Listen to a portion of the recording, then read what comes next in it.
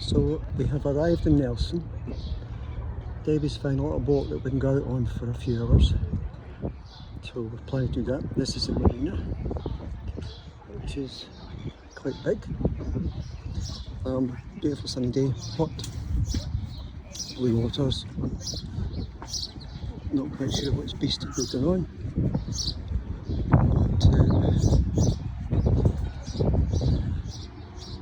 But I'm just standing around there.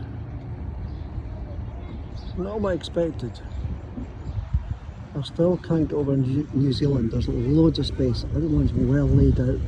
Nothing's bunched. No high buildings. It's odd.